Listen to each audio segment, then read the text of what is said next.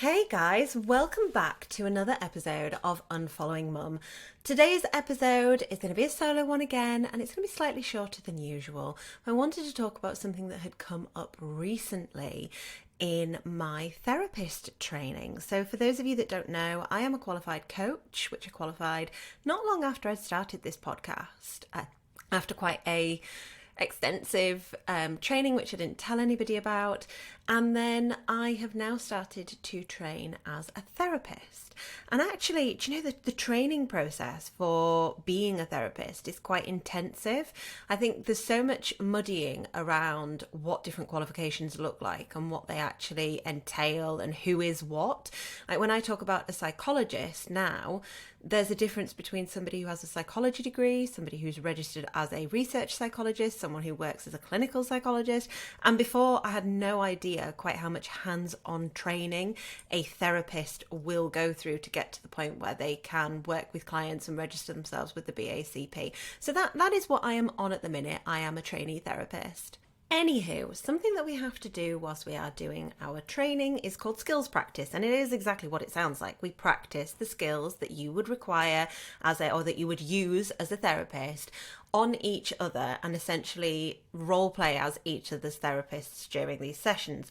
And it's really, really interesting, and also really highlights for me why when you get closer to becoming qualified, you have to have a minimum of, I think it's 20 hours of your own personal therapy, which I've done a lot more than that, but it has to be current. And I think this past couple of weeks has really made me understand why it has to be current training. And if you're listening to this thinking, oh my goodness, I'm listening to this podcast because I have toxic parents, why is she talking about training as a therapist? It will become apparent in a minute. So one of the things that we had to do a couple of weeks ago was a discussion around endings. And we were talking about endings as in when you come to the natural end of a relationship with a client, or perhaps if you have to refer that client, which I have some experience of as a coach.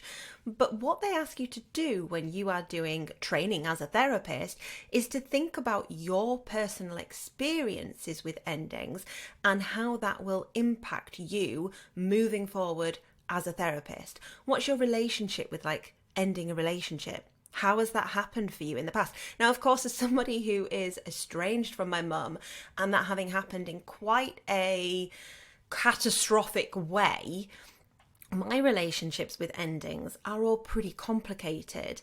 And when I look back at my history throughout my relationships with other people, my relationship with endings has never really been positive. I don't actually have any positive memories of bringing a relationship to an end and it just being, we ended on good terms. That is not in my repertoire. Like any ex-partner, it's been cataclysmic. My relationship with my dad was cataclysmic. And then of course my relationship with my mum, which eventually ended, was cataclysmic. Like there are no good endings for me to look back on. And that really confronted me when we were in session and when we were talking about this. I was listening to other people saying how, my first love, and it was really difficult at the time, but we kind of both agreed that it wasn't right. And I was like, huh? Come again? I'm sorry, you did what? How did that end for you?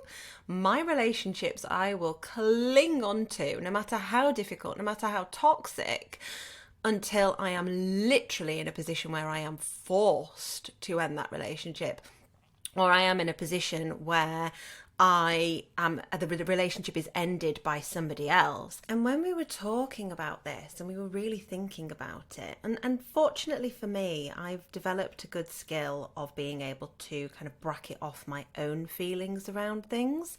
And I can end a relationship with a client fine, but when it comes to personal relationships, I find that nearly impossible. And I think what it comes back to is the way in which my relationship with my mum in particular, it was always sold to me as, you have to be loyal, you have to continue on with anything that I say. It doesn't matter what happens, how toxic the relationship is, because I am your mum and therefore you owe me a relationship, and any kind of come away from that would be abandonment. And of course also there's that abandonment wound from my dad, who walked out on us when I was 4, and very much that aspect of I don't want to give up on someone in the way that people have given up on me. And it was such a stark realization for me that actually that's been a pattern throughout my entire life. You know, I looked back and I was like, I'm sure I've broken up with somebody. And then there were just crickets. And I was like, oh, actually, I haven't broken up with anybody. I have, as I've got older, challenged behaviour.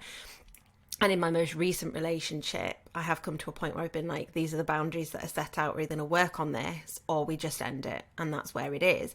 But there's still that fear of abandoning someone the way I was abandoned, which was such a surprise for me to actually really look at it in those terms. And I think it's something that a lot of people relate to, and why we see this pattern of people who have been in a toxic household, a toxic environment, especially with toxic parents, who then end up in relationships with people who are toxic and cling on for dear life because they don't want to abandon that relationship in the same way that they were abandoned all their life by their parents.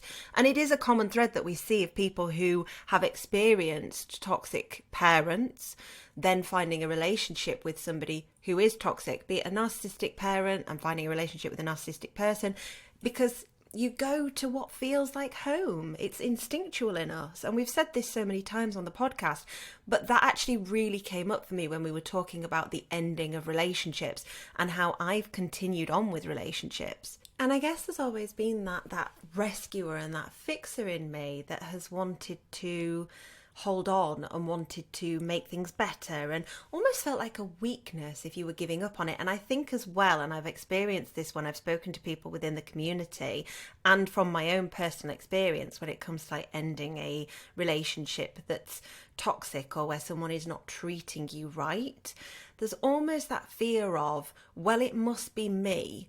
Because if my parents don't love me, or my parent was this way with me, and now other people in my life, be it a friend, be it a partner, whatever, are treating me the same way, maybe I am crazy. Maybe I am the one that's making it up. So you cling on just that little bit tighter to prove to yourself that you can have that one normal functional relationship, when in fact the reality is, it's got nothing to do with whether or not you have the capabilities to have a normal functioning relationship, and everything to do with the type of people that you feel drawn to because they mirror the caregiver that you have. And now you might be listening to this thinking, that's not me at all, actually. I've always been, really good with my boundaries, and I've always been quite firm. I will end a relationship. In fact, if anything, I'm quite quick to end a relationship as soon as anything not necessarily gets hard, but gets where I feel like I'm not being valued, or I feel like I'm about to be treated the way my parents treated me. I will end that rapidly. No communication, no discussion. And what it led to when we were talking about this in training was talking about our attachment styles. Now, attachment styles they fascinate me. They are really interesting, and it's all about the attachments that we form with our parents early on in life and how that dictates how we will attach to other people within our lives. So that's a very brief kind of, very layman's terms of, we attach to our parent and it's how we attach to other people, but that's the general gist of it. And I find it fascinating. So I have what you would call a disorganized attachment. Yay, yippee for me. And that we have secure attachment. And then we have insecure attachments. And one of the insecure attachments is disorganized. The other two are anxious attachment, which is if you think of somebody who is what you might have referred to as clingy, but more that they carry a lot of anxiety around the relationship. They need a lot of reassurance, and they often feel very vulnerable in relationships. And then you have somebody who is avoidant. They avoid the intimacy of a relationship. And this doesn't necessarily mean intimacy as in sex, as in intimacy as in a physical relationship, but definitely intimacy as in a closeness. And that avoidant type will often pull away And naturally, avoidance and anxious attachment styles both attract each other, because you have your avoidant person who's like, oh, no, thank you, and starts to pull away. And you have your anxious person who's like, oh, I'll chase. And so they complement each other and don't complement each other, but do attract each other. And then you have people like me who are kind of sat in the middle being like, hello, I am a bit of both. I am both anxious, I need you to love me, I want you to love me, but equally get away from me because you could be a threat, which is just super fun for people who are my partners. And you find a lot of people who have experienced childhood trauma fit in that. So if you've read up on attachment styles and you're like, well, I'm very anxious, but also like, I don't really want anyone to get too close, that doesn't sound like me, perhaps you have a disorganized attachment style. I think the good thing about attachment styles, and the empowering thing about learning about attachment styles, is that attachment styles are something that you can change. You can have an insecure attachment because of the way in which you were brought up, the way your parents treated you. You can feel anxious, you can feel avoidant, all of these different things. You can feel disorganized. But you have the power to make a change in that. And I think that's really empowering to know, in that you can change your attachment style, you can work through your attachment style, you can learn to develop a healthier and more secure attachment style by doing the work. And I think that for me was something that was really interesting when we were discussing all of these things, because when I look back at Harriet, who was 18, 19, I was in a relationship with a man who I'd married at 18 and who had groomed me at 15 and was in his middle to late 20s. And it was so toxic. Every day without fail, we'd have fights. I thought that was normal for a relationship. I remember saying to a friend once, well, everybody fights. And she'd kind of pulled me aside and been like, but not every day. And I just didn't have any strong role model that could look and go, you know what, this is not okay, this is not normal. I didn't have any parental figure that could take me to a side and be like, you're really unhappy and things are not right for you. I didn't have any support, despite the fact that both me and him lived with my mum, and she would be privy to all of this. I mean, this is the same mum who, when I was 15, would take me to Ann Summers to buy me outfits so that I could dress up and have sex with this guy. Like this is, and that speaks to the covert sexual abuse. And I think that in itself was utterly bizarre. I remember being 15 and in the bathtub with him, and her big gripe was that we didn't come downstairs early enough for her to have finished cooking dinner. And when I look back at that now through an adult lens, I'm like, wow, the level of fuckery that is in that statement, that her 15-year-old child was having sex with a man who was 24, 25, and she would know about this, not have an issue with it at all, in fact facilitate it, know how toxic the relationship was as well, then allow them to get married when she was 18. I mean, the whole thing is just so messed up, and it speaks to the lack of care, the lack of boundaries, the lack of guidance. And I just remember thinking that that was a normal relationship, and nothing about it was normal. Nothing about it was normal, but I still would not have ended it. Now, Harriet now, as an adult who has done the work reparenting, who has processed these things, would very much end that relationship. Very much so. And yet, as I say that, there's still a little part of me that goes, yeah, but you'd struggle with it, wouldn't you? And I can say, hand on heart, I think I still would. I would do it because I've reached a point now where I know that I would need to do that for me. I would not be in that situation, and I would be able to step away from a really toxic relationship.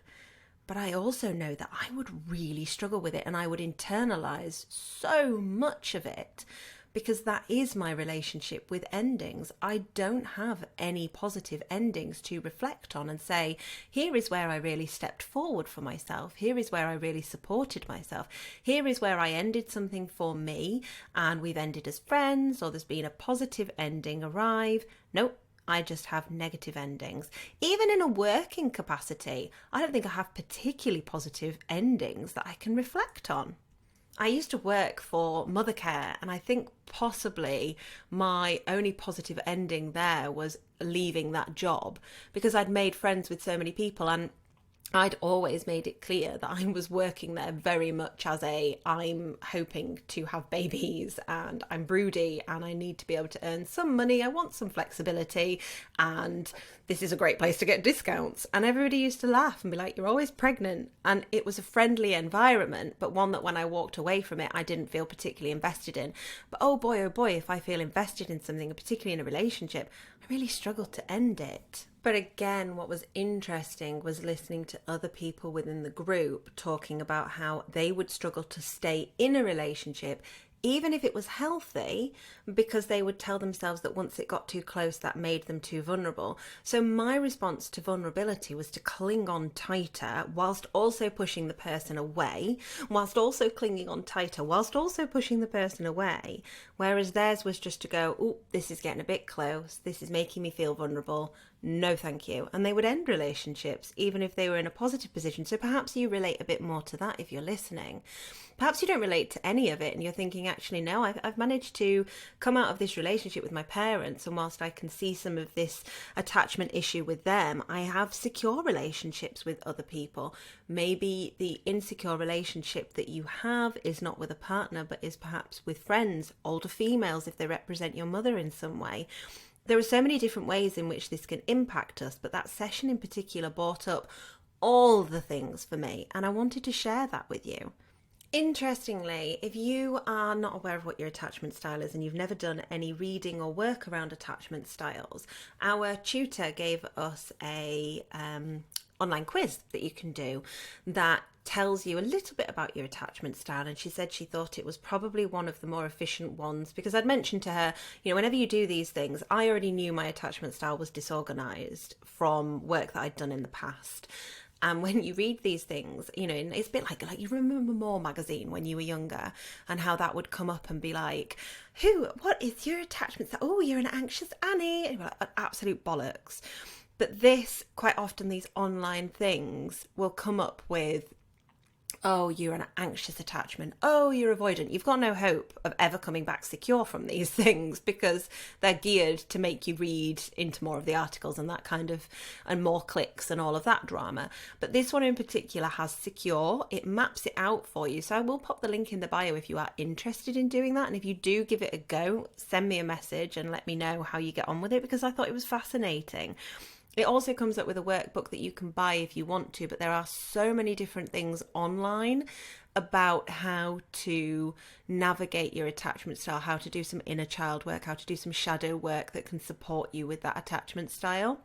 And lots of information out there on how to help navigate into a more secure attachment style where you can feel more secure in yourself. What I thought was quite interesting was that when I did this quiz that I'll link up in the bio of this, was that it asks you questions about your relationship with your mother, asks you questions about your relationship with your father, and then it asks you questions about your relationship with partners, either past or present. And so many of my answers for my dad were really quite avoidant, and it maps you out as to how your relationships with those people impact your current attachment styles, which I thought was really interesting because I've never seen that done before. And it gives you kind of like a little grid that shows you whether or not you sit with anxious attachment, whether or not you sit with avoidant attachment. I just thought that was so interesting in how that relates, especially with my relationship with men, to not wanting to end things, to never wanting to hurt someone, to not wanting to give up on a relationship. And I often feel like as a child, I really struggled to understand why my parents couldn't just make it work. Like, their divorce destroyed my childhood. And yet I speak to clients who completely the opposite are like, I don't understand why they didn't just divorce, because that was a nightmare living through their absolute hellscape. And it was very much a nightmare for me living through the war zone of my parents. But my only acknowledged memories, I guess, or maybe the memories that I'm old enough to remember, was of them being divorced and how the divorce impacted their relationship. My dad wasn't really around enough when they were together, and knowing what I know now about my mum, knowing what I know now about how my dad behaved and the way that the pair of them acted, knowing what I know now about psychology and their own traumas, I can very much see through an adult lens why their relationship needed to end. It was the way in which they ended it and the way in which they continued to war with each other that created the impact on my childhood. But what it has left me with is a real struggle when it comes to ending relationships or stepping forward for myself, because I feel like I'm giving up. And it's something I've had to work so hard on. In fact, the first time I actually really think I did work hard on that was with my mum, when I had to say to her, you are going to have to leave. I can't have you in my home anymore. And even then it was, I'll make sure that you're supported. I will do this. I will jump through every hoop that you ask for, but I'm going to need you to not be in my space anymore.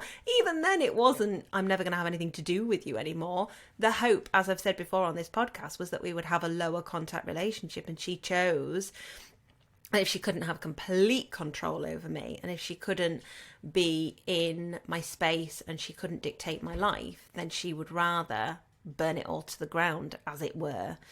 And that speaks volumes for me, and why I have this anxiety around ending relationships. So it was really interesting. I think if you want to know more about yourself, start training to become a counsellor, because it is such a fascinating journey to be on, and the way in which it opens your eyes to the things that are around you and the way in which you have become who you are is absolutely fascinating. And it's so insightful, but sometimes really bloody difficult to navigate. And that personal history with endings really got me thinking about how I avoid them like the plague and cling on, because God, nobody ever clung on for me. And that's really difficult to sit with. Anyway, as I said, slightly shorter episode today. Thank you for listening as always. And don't forget, if you would like to have a chat with me on this podcast and share your lived experience, you can do that anonymously. Or if you are a coach or a therapist and you would also like to come on and share your experiences, I would love to speak to some people who can talk more maybe about sound therapy, art therapy, the kind of therapies you don't really hear about as much. I think that would be amazing, because I have clients who have used art therapy after experiencing deep trauma, and surprisingly to me anyway, found it so impactful and so healing,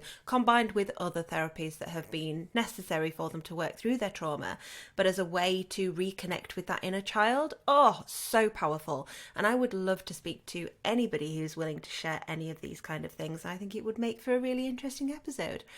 As always, guys, thank you for listening. Take care. I will speak to you next time. Bye.